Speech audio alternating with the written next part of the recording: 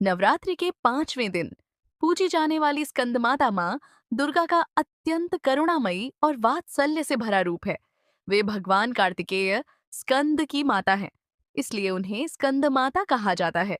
उनका स्वरूप शांति, ममता और शक्ति का अद्भुत संगम है।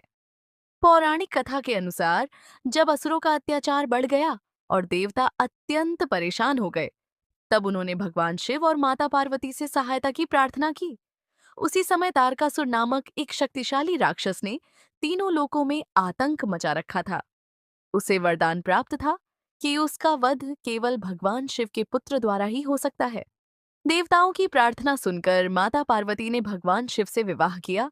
उनके विवाह के बाद एक तेजस्वी पुत्र का जन्म हुआ, जिनका नाम कार्तिकेय रखा गया।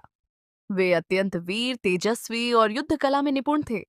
माता पार्वती ने उन्हें प्रेम और संस्कारों के साथ साथ युद्ध की शिक्षा भी दी। जब कार्तिकेय बड़े हुए, तब उन्हें देवताओं का सेनापति बनाया गया। माता स्कंद माता ने अपने पुत्र को धर्म और सत्य के मार्ग पर चलने की प्रेरणा दी। उनके आशीर्वाद से कार्तिकेय ने तारकासुर के विरुद्ध युद्ध किया। यह युद्ध बहुत भयंकर था, लेकिन अंततः कार्तिकेय ने अपनी वीरता और शक्ति से तारकासुर का वध कर दिया और देवताओं को उसके आतंक से मुक्त कराया। इस विजय के बाद देवताओं ने स्कंद माता और कार्तिकेय की खूब स्तुति की। स्कंद माता को मातृत्व, त्याग और शक्ति का प्रतीक माना गया।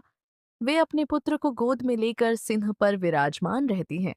उनके 4 हाथ होते हैं। 2 हाथों में वे कमल का पुष्प धारण करती हैं। एक हाथ से अपने पुत्र स्कंद को संभाले रहती हैं और चौथा हाथ भक्तों को आशीर्वाद देता है। माता स्कंद माता की पूजा करने से भक्तों को शांति, सुख और समृद्धि प्राप्त होती है। विशेष रूप से वे उन लोगों पर अपनी कृपा बरसाती हैं जो सच्चे मन से उनकी भक्ति करते हैं। उनकी आराधना से व्यक्ति के जीवन में सकारात्मक ऊर्जा आती है और सभी कष्ट दूर हो जाते हैं। इस प्रकार स्कंदमाता की कथा हमें यह सिखाती है कि माँ का प्रेम और आशीर्वाद सबसे बड़ी शक्ति है। उनके स्नेह और मार्गदर्शन से कोई भी व्यक्ति कठिन से कठिन परिस्थितियों का सामना कर सकता है और जीवन में सफलता प्राप्त कर सकता है।